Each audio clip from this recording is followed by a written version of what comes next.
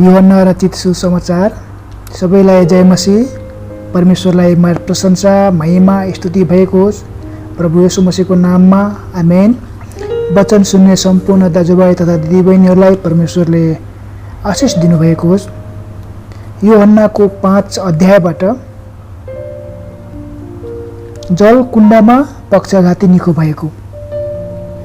त्यसपछि यहुदीहरूको चाड थियो र येशू यरुसलेममा जानुभयो।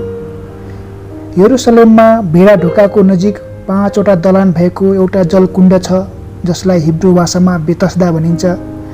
त्यहाँ अनेक रोगीहरू अर्थात् अन्धा, लङ्गडा, पक्षघातीहरू पस्रिरहन्थे। तिनीहरू पानी कति बेला छचल्किन्छ भनेर पर्खिरहन्थे, किनभने परमप्रभुका एउटा दूतले बेला बेलामा जलकुण्डमा ओर्लेर पानी हल्लाइदिन्थे र पानी छचल्किएपछि जो पहिला पानीभित्र पस्थ्यो, जस्तै रोगले ग्रस्त भए पनि त्यो निको भइहाल्थ्यो। त्यहाँ 38 वर्षदेखि बिरामी भएको एकजना मानिस थियो। येशूले त्यसलाई त्यहाँ पसिरहेको देख्नुभयो अनि लामो समयदेखि त्यो यस दशामा रहेछ भनी जानेर येशूले त्यसलाई भन्नुभयो, के तिमी निको हुन चाहन्छौ? रोगीले येशूलाई भन्यो, हजुर, जुन बेला पानी छचल्काइन्छ मलाई जलकुण्डमा हालिदिने मेरो कोही मानिस छैन। म जाँदा जाँदै मभन्दा अगाडि अर्को मान्छे पानीमा पसिहाल्छ। येशूले त्यसलाई भन्नुभयो, खडा हो र आफ्नो ओछ्यान उठाऊ र हिँड। तुरुन्तै त्यो मानिस निको भयो र आफ्नो ओछ्यान बोकी ऊ हिँडिहाल्यो। त्यो दिन सब्बातको दिन थियो। यसकारण निको पारिएको त्यस मानिसलाई यहुदीहरूले भने, यो त सब्बातको दिन हो, तिमीलाई ओछ्यान बोक्नु उचित छैन। त्यसले तिनीहरूलाई जवाब दियो, जसले मलाई निको पार्नुभयो उहाँले नै भन्नुभयो, आफ्नो ओछ्यान बोकेर हिँड। तिनीहरूले त्यसलाई सोधे, तिमीलाई ओछ्यान बोकेर हिँड भन्ने मानिस को हो? तर निको भएको त्यस मानिसले उहाँ को हुनुहुन्थ्यो भनी चिनेको थिएन, किनभने त्यस ठाउँमा भिड भएको हुनाले येशू त्यहाँबाट गइसक्नु भएको थियो। त्यसपछि येशूले त्यसलाई मन्दिरमा भेट्टाएर भन्नुभयो, हेर, तिमी निको भएका छौ, फेरि पाप नगर र तिमीमाथि अझ बढी खराबी नपरोस्। उसलाई निको पार्ने त येशू हुनुहुँदो रहेछ भनेर त्यस मानिसले गएर यहुदीहरूलाई भनिदियो। परमेश्वरका पुत्रद्वारा जीवन। त्यस कारणले गर्दा यहुदीहरूले येशूलाई खेदो गर्न लागे, किनभने उहाँले यो काम सब्बातको दिनमा गर्नुभएको थियो। तब येशूले तिनीहरूलाई भन्नुभयो, मेरा पिताले अहिलेसम्म काम गरिरहनु भएको छ र म पनि काम गरिरहेछु। यसकारण यहुदीहरूले येशूलाई मार्न अझ बढी प्रयत्न गर्न लागे, किनकि उहाँले सब्बात दिन भङ्ग गर्ने काम मात्र होइन, तर आफैलाई परमेश्वरको बराबरी तुल्याएर उहाँले परमेश्वरलाई आफ्नै पिता भन्नुभएको थियो। येशूले तिनीहरूलाई भन्नुभयो, साँच्चै म तिमीहरूलाई भन्दछु, पुत्र आफैले केही गर्न सक्दैन, तर पिताले जे गर्नुभएको देख्छ त्यही मात्र गर्छ, किनकि पिताले जे गर्नुहुन्छ पुत्रले त्यसै गर्छ। किनभने पिताले पुत्रलाई प्रेम गर्नुहुन्छ र उहाँ आफैले गरिरहनुभएका सबै काम पुत्रलाई देखाउनुहुन्छ। यीभन्दा महान काम उहाँले पुत्रलाई देखाउनुहुनेछ र तिमीहरू आश्चर्यचकित हुनेछौ। किनभने जसरी पिताले मृतकहरूलाई उठाउनुहुन्छ र तिनीहरूलाई जीवन दिनुहुन्छ, त्यसरी नै पुत्रले पनि जसलाई इच्छा गर्दछ त्यसलाई जीवन दिनेछ। किनकि पिताले कसैको न्याय गर्नुहुन्न, तर सबै न्याय गर्ने काम पुत्रलाई दिनुभएको छ, ताकि सबैले पुत्रको आदर गरून्। जसरी तिनीहरूले पिताको आदर गर्छन्, पुत्रको आदर नगर्नेले उसलाई पठाउनुहुने पिताको पनि आदर गर्दैनन्। साँच्चै म तिमीहरूलाई भन्दछु, जसले मेरो वचन सुन्छ र मलाई पठाउनु हुनेमाथि विश्वास गर्छ, त्यससित अनन्त जीवन छ। त्यो न्यायमा आउँदैन, तर मृत्युदेखि त्यसले जीवनमा प्रवेश गरेको छ। साँच्चै म तिमीहरूलाई भन्दछु, त्यो समय आइरहेको छ र त्यो समय अहिले हो, जब मृतकहरूले परमेश्वरका पुत्रको स्वर सुन्नेछन् र सुन्नेहरू बाँच्नेछन्। किनभने जसरी पिता आफैमा जीवन छ, उसरी नै उहाँले पुत्रलाई पनि आफैमा जीवनको स्रोत हुने अधिकार दिनुभएको छ अनि उसलाई न्यायको फैसला दिने अधिकार दिनुभएको छ, किनभने ऊ मानिसको पुत्र हो। यसमा अचम्म नमान, किनभने समय आइरहेछ जब चिहान नहुनेहरू सबैले उसको स्वर सुन्नेछन् र बाहिर निस्किआउनेछन्। सुकर्म गर्नेहरू जीवनको पुनरुत्थानको निम्ति र कुकर्म गर्नेहरू चाहिँ दण्डाज्ञाको निम्ति पुनरुत्थानको दिन निम्ति। यसलाई फेरि एकपल्ट, चिहानमा हुनेहरू सबै बाहिर निस्किनेछन्, सुकर्म गर्नेहरू जीवनको पुनरुत्थानको निम्ति र कुकर्म गर्नेहरू चाहिँ दण्डाज्ञाको पुनरुत्थानको निम्ति। म आफै केही गर्न सक्दिनँ, जस्तो म सुन्छु त्यस्तै म न्याय गर्छु र मेरो न्याय ठिक ठहर्छ, किनकि म आफ्नो इच्छा खोज्दिनँ तर मलाई पठाउनु हुनेको इच्छा खोज्दछु। यदि मैले आफ्नो विषयमा गवाई दिएँ भने मेरो गवाई सत्य हुँदैन। मेरो विषयमा गवाई दिने अर्कै हुनुहुन्छ र म जान्दछु कि मेरो विषयमा उहाँले जे गवाई दिनुहुन्छ त्यो गवाई सत्य ठहर्छ। तिमीहरूले यूहन्ना कहाँ सोध्न पठायौ अनि उनले सत्यको गवाई दिएका छन्। मैले ग्रहण गर्ने गवाई मानिसको होइन, तर तिमीहरूको उद्धार होस् भनेर म यी कुराहरू भन्दछु। यूहन्ना बल्दो र चम्किलो बत्ती थिए र तिमीहरू उनको प्रकाशमा थोरै समय आनन्द मनाउन राजी भयो। तर मसँग जो गवाई छ त्यो यूहन्नाको भन्दा ठुलो छ, किनकि जुन कामहरू पुरा गर्न पिताले मलाई दिनुभएको छ ती काम म गरिरहेको छु अनि तिनैले मेरो विषयमा गवाई दिइरहेका छन् कि पिताले मलाई पठाउनु भएको हो। मलाई पठाउनु हुने पिता आफैले मेरो विषयमा गवाई दिनुभएको छ। उहाँको स्वर तिमीहरूले कहिले सुनेको छैनौ अनि उहाँको रूप कहिले देखेको छैनौ। उहाँको वचन तिमीहरूमा रहँदैन, किनभने जसलाई उहाँले पठाउनुभयो तिमीहरू उहाँमाथि विश्वास गर्दैनौ। तिमीहरू धर्मशास्त्रमा खोजी गर्दछौ किनभने त्यहाँ अनन्त जीवन पाइन्छ भने तिमीहरू ठान्छौ। मेरो विषयमा गवाई दिने तिनै धर्मशास्त्र हुन्, तापनि तिमीहरू जीवन प्राप्त गर्न म कहाँ आउन इन्कार गर्छौ। म मानिसहरूबाट महिमा ग्रहण गर्दिन, तर परमेश्वरको प्रेम तिमीहरूमा छैन भनी म जान्दछु। म आफ्नो पिताको नाउँमा आएको छु, तर तिमीहरू मलाई ग्रहण गर्दैनौ।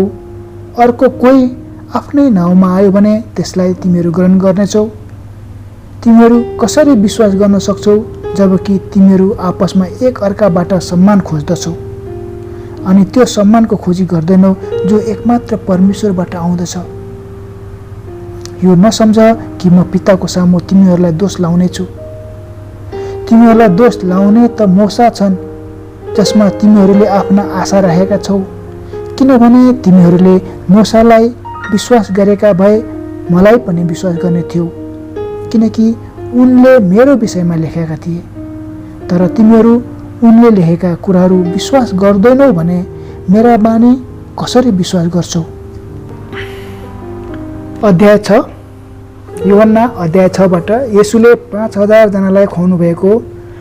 यो मत्तीको 14 को 13-21 सम्म पनि यो यसको वर्णन गरिएको छ। मर्कुसको पुस्तकमा हेर्नुभयो भने 6 को 30 देखि 44 सम्म येशूले 5000लाई खुवाउनु भएको कुरा वर्णन गरिएको छ। लुकाको पुस्तकमा हेर्नुभयो भने 9 को 10 देखि 17 मा येशूले 5000लाई खुवाउनु भएको कुराको वर्णन गरिएको छ। यूहन्ना अध्याय 6। यी कुरापछि येशू गलिल अर्थात् तिबेरियस समुद्रको पारिपट्टि जानुभयो अनि एउटा ठुलो भिड उहाँको पछि लाग्यो, किनभने उहाँले रोगीहरूमाथि गर्नुभएका चिन्हहरू तिनीहरूले देखेका थिए। येशू डाँडामाथि जानुभयो र आफ्ना चेलाहरूसँग त्यहाँ बस्नुभयो। यहुदीहरूको चाड अर्थात् निस्तार चाड नजिकै थियो। तब येशूले आफ्ना चारैतिर हेर्दा एउटा ठुलो भिड आफूसँग आइरहेको देखेर फिलिपलाई भन्नुभयो, यिनीहरूलाई खुवाउनको निम्ति हामीहरूले कहाँबाट रोटी किन्ने? उहाँले तिनको जाँच गर्नलाई यो भन्नुभएको थियो, किनभने उहाँले जे गर्न लाग्नु भएको थियो सो उहाँलाई थाहा थियो। फिलिपले उहाँलाई जवाब दिए, प्रत्येकले अलिअलि पाए तापनि 200 चाँदीका सिक्काको रोटीले तिनीहरूलाई पुग्ने छैन। उहाँका चेलाहरूमध्ये एकजना सिमोन पत्रुसका भाइ अन्द्रियासले भने, यहाँ एकजना ठिटो छ, त्यससँग जौका 5 रोटी र 2 माछा छन्, तर यति धेरैका निम्ति यतिले के पुग्ला र? येशूले भन्नुभयो, मानिसहरूलाई बस्न लगाऊ। त्यहाँ धेरै घाँस भएको चौर थियो। तब प्राय 5000 पुरुषहरू त्यहाँ बसे। तब येशूले रोटी लिनुभयो र परमेश्वरलाई धन्यवाद चढाउनु भएपछि बस्नेहरूलाई बाँडिदिनुभयो र त्यसै गरी माछा पनि बाँडिदिनुभयो। तिनीहरूले चाहे जति खाए। अनि जब तिनीहरूले भरपेट खाए, उहाँले आफ्ना चेलाहरूलाई भन्नुभयो, उब्रेका टुक्राहरू बटुल र केही पनि नष्ट नहोस्। खानेहरूले उबारेका जौका ती 5 रोटीका टुक्राहरू तिनीहरूले बटुले र 12 डाला भरे। यसकारण उहाँले गर्नुभएको यो चिन्ह देखेर ती मानिसहरूले भने, संसारमा आउने अगमवक्ता साँच्चै उहाँ नै हुनुहुँदो रहेछ। तिनीहरू आएर उहाँलाई बलजफ्तीसँग लगी राजा बनाउन खोज्दैछन् भन्ने थाहा पाएर येशू फेरि एक्लै डाँडामा जानुभयो। येशू पानीमाथि हिँड्नुभएको, यसलाई चाहिँ हामीले मत्तीको पुस्तक अध्याय 14 को 22 देखि 36 पदसम्म पढ्न सक्छौँ र मर्कुसको पुस्तकमा यसलाई तपाईँ 6 अध्यायको 45 देखि 52 पदसम्म यसलाई पढ्न सक्नुहुन्छ। उहाँ पानीमा हिँड्नुभएको कुरा। साँझ परेपछि उहाँका चेलाहरू समुद्रतिर गए र ढुङ्गामा चढेर तिनीहरू समुद्र पारी कफरनहुम जान लागे। त्यसबेला अँध्यारो भएको थियो र येशू अझसम्म तिनीहरू कहाँ आउनुभएको थिएन। अनि ठुलो बतास चलेकोले समुद्रको छाल उर्लन लाग्यो। 5-6 किलोमिटर ढुङ्गा खियाएर गएपछि तिनीहरूले येशूलाई समुद्रमाथि हिँडेर ढुङ्गाको नजिक आइरहनु भएको देखे अनि तिनीहरू डराए। तर उहाँले तिनीहरूलाई भन्नुभयो, म हुँ, नडराऊ। तिनीहरूले उहाँलाई खुसीसाथ ढुङ्गामा राखे र तिनीहरू गइरहेको ठाउँमा ढुङ्गा तुरुन्तै आइपुग्यो। समुद्र पारी रहेको भिडले भोलिपल्ट त्यहाँ एउटा मात्र ढुङ्गा देखे। तिनीहरूलाई थाहा थियो कि येशू आफ्ना चेलाहरूसँग ढुङ्गामा चढ्नुभएको थिएन, तर उहाँका चेलाहरू मात्र गएका थिए। तब तिबेरियसबाट अरू ढुङ्गाहरू त्यस ठाउँको नजिक आए जहाँ प्रभुले धन्यवाद चढाएपछि तिनीहरूले रोटी खाएका थिए। येशू र उहाँका चेलाहरू त्यहाँ नभएको थाहा पाएर ती मानिसहरू येशूलाई खोज्दै ढुङ्गामा चढेर कफरनहुममा गए। जीवनको रोटी। तिनीहरूले उहाँलाई समुद्र पारी भेट्टाएर उहाँलाई सोधे, रब्बी, गुरु, तपाईँ यहाँ कहिले आउनुभयो? येशूले तिनीहरूलाई जवाब दिई भन्नुभयो, साँच्चै म तिमीहरूलाई भन्दछु, तिमीहरू चिन्हहरू देखेर होइन तर अगाउन्जेल रोटी खाएको कारणले मलाई खोज्दैछौ। नष्ट हुने भोजनको निम्ति परिश्रम नगर, तर अनन्त जीवनसम्म रहने भोजनको निम्ति परिश्रम गर, जो मानिसको पुत्रले तिमीहरूलाई दिनेछ। किनभने परमेश्वर पिताले उसमाथि आफ्नो छाप लगाउनु भएको छ। तिनीहरूले उहाँलाई भने, परमेश्वरले चाहनु भएको काम गर्नलाई हामीले के गर्नुपर्छ? येशूले तिनीहरूलाई भन्नुभयो, परमेश्वरको काम यही हो, जसलाई उहाँले पठाउनुभयो उसमाथि विश्वास गर। यसकारण तिनीहरूले उहाँलाई भने, तपाईँ के चिन्ह देखाउनुहुन्छ सो हामी हेरौँ र तपाईँलाई विश्वास गरौँ। तपाईँ के गर्नुहुन्छ? हाम्रा पिता पुर्खाले उजाड स्थानमा मन्ना खाए, जसरी लेखिएको छ, उहाँले तिनीहरूलाई खानालाई स्वर्गबाट रोटी दिनुभयो। येशूले तिनीहरूलाई भन्नुभयो, साँच्चै म तिमीहरूलाई भन्दछु, तिमीहरूलाई स्वर्गबाट रोटी दिने मूसा होइनन्, तर स्वर्गबाट तिमीहरूलाई साँचो रोटी दिनुहुने मेरा पिता हुनुहुन्छ। किनभने परमेश्वरको रोटी त्यही हो जो स्वर्गबाट ओर्लिआउँछ र संसारलाई जीवित दिन्छ। तिनीहरूले उहाँलाई भने, प्रभु, यो रोटी हामीलाई सधैँ दिनुहोस्। येशूले तिनीहरूलाई भन्नुभयो, जीवनको रोटी म हुँ। येशूले तिनीहरूलाई भन्नुभयो, जीवनको रोटी म हुँ। म कहाँ आउने भोकाउने छैन र म माथि विश्वास गर्ने कहिल्यै तिर्खाउने छैन। तर मैले तिमीहरूलाई भनेकै छु, तिमीहरूले मलाई देखेका छौ र पनि विश्वास गर्दैनौ। पिताले मलाई दिनुहुने सबै म कहाँ आउनेछन् पिताले मलाई दिनुहुने सबै म कहाँ आउनेछन् र म कहाँ आउनेलाई कुनै रीतिले म त्याग्ने छैन। आफ्नो इच्छा पूरा गर्न म स्वर्गबाट ओर्ली आएको होइन, तर मलाई पठाउनु हुनेको इच्छा पूरा गर्नलाई आएको हुँ।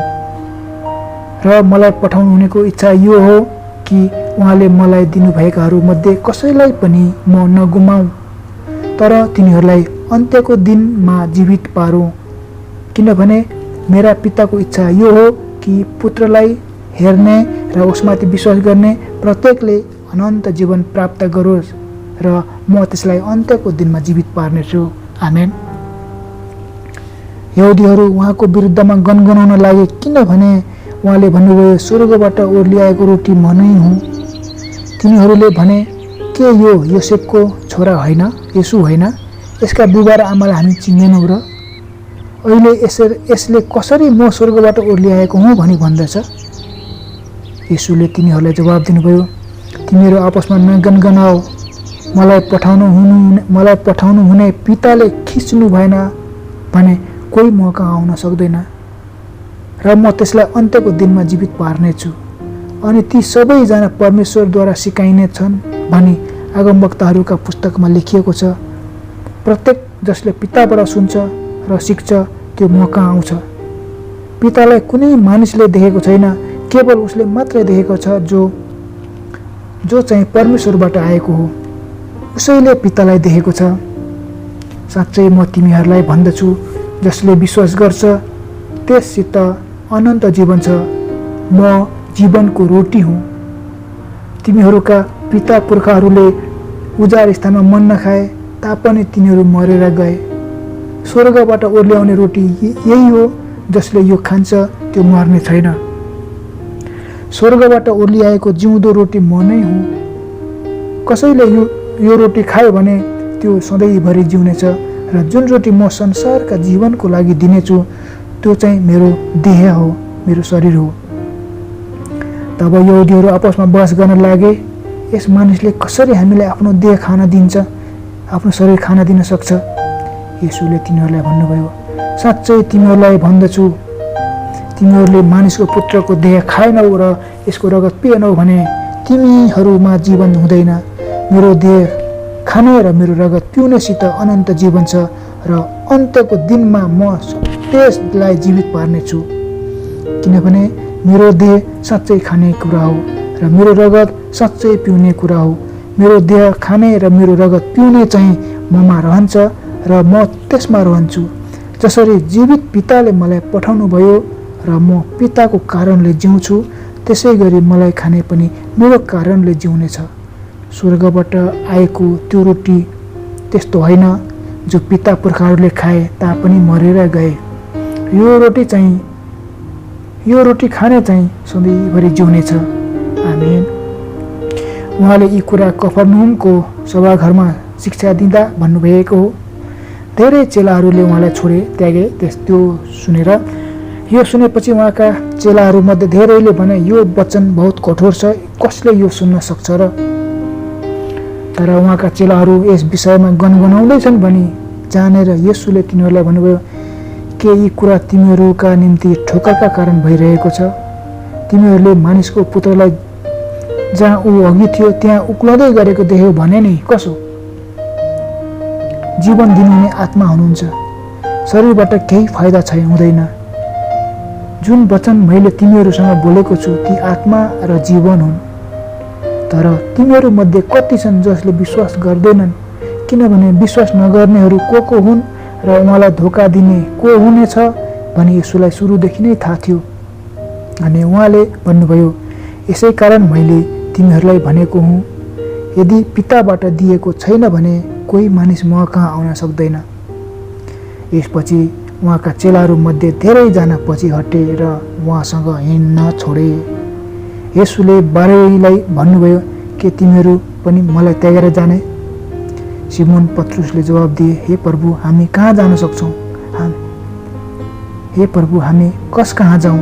तपाईसित अनन्त जीवनका वचन छन् र हामीले विश्वास गरेका छौँ र जानेका छौँ तपाईँ परमेश्वरका पवित्र जन हुनुहुन्छ।